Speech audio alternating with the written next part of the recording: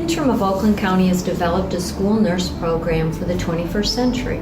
No longer is the school nurse the person responsible to do head lice checks, to pass out medication, to provide ice for students who might be injured on the playground, and many other incidental items. Instead, the school nurses are direct caregivers, they're educators, they're counselors, they're consultants and case managers. The school nurse is primarily responsible for coordinating and implementing the health care of students according to the medical order from their own physicians.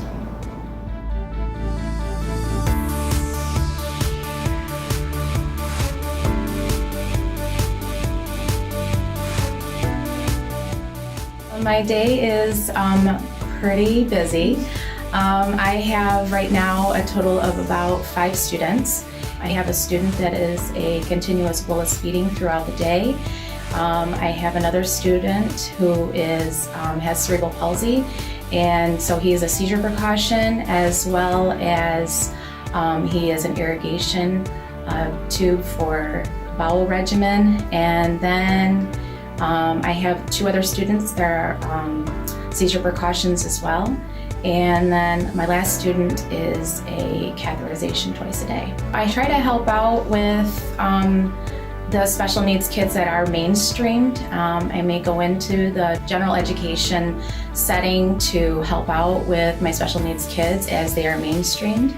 And then really I'm just there to be a help. I really feel like with my particular classrooms that the teacher is really great about getting the whole team involved.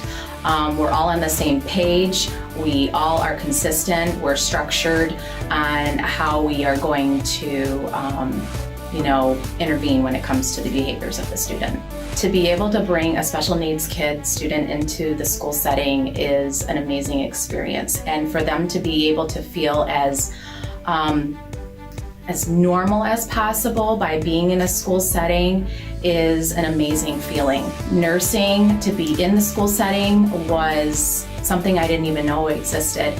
And to know that there is a place for me as a nurse in the school setting is such an honor that I get to be a part of. The role of the consultant for the 21st century nurse is necessary to support the needs of school staff and parents.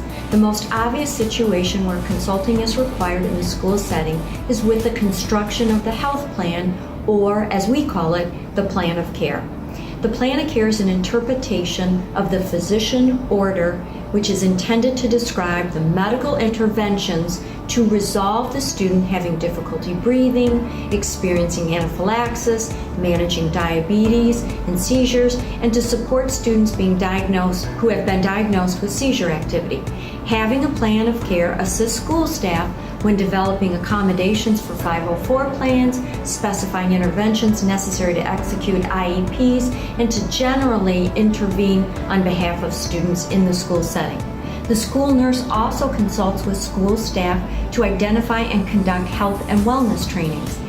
In today's environment, these consulting services are not salaried. Instead, the services are reimbursed as services rendered, resulting in significant cost savings to the district. Well, I'm an emergency medical technician. I've been an EMT for this will be my 6th year. I worked in a hospital for 4 years previous to that, and I have been on an ambulance for the last 2, and this will be my 3rd school year for the school district.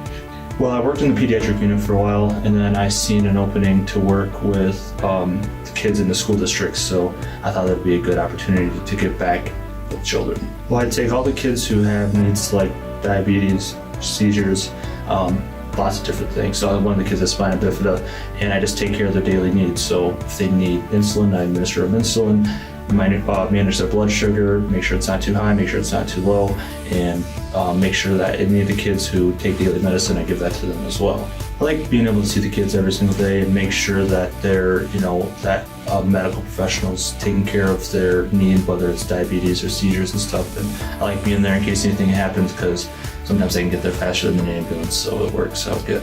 In addition to consulting, nurses provide direct care. It is often necessary for licensed professional nurses to perform skilled interventions for students needing airway management, such as ventilation support. They may also be needed for catheterization and for tube feedings. Nurses working in schools today are supervisors for health aides working in the school setting as well.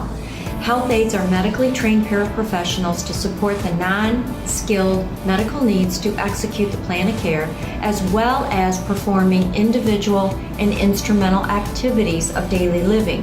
Those are nutrition, elimination, hydration, behavioral assistance, and other educational support services as assigned. The recommendation is to replace one paraprofessional at a school with a medically trained health aide. The health aide is responsible for performing the daily medical interventions for all the identified students, in addition to supporting educational needs as assigned. Utilizing a health aide instead of having a licensed nurse in a school allows administrators to provide appropriate medical intervention in a more cost-effective manner without compromising the medical interventions required. As elementary principal, I grew more and more concerned over the years with young children entering our schools for the first time and not having a medical plan to concretely guide us as school staff as to what the best practice is for whatever they were coming to us with needs. We always had great parent advocates, and we had a staff who was willing and committed to meet the needs of children. However, it was becoming quite muddy, especially with the rise at the time with diabetes, and all good people with great intentions, but very differing input on what might be best for a child. So as a principal, I really was seeking input and clear guidance, and I knew it needed to be objective and not from school staff nor from families who were always great to work with. But we were looking for the medical guidance that gave us the assurance that each individual child's needs were being met to the individual requirement of what they came to us in need of. Another great advantage is that it's empowered our teachers to direct instruct in a more efficient manner. Yes, there is behind-the-scenes collaboration time and ongoing communication to ensure that each understand their role in partnering, having a health care provider either in their school or in their classroom.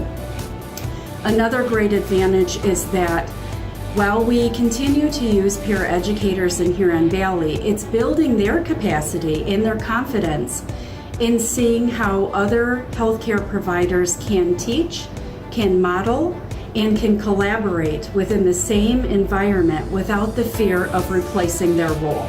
The relationship between Huron Valley Schools and Interim Healthcare has become an asset for our continuum of services. The reliability and accountability from Interim Healthcare has developed a partnership whereby they are an equal member of our Huron Valley Schools team.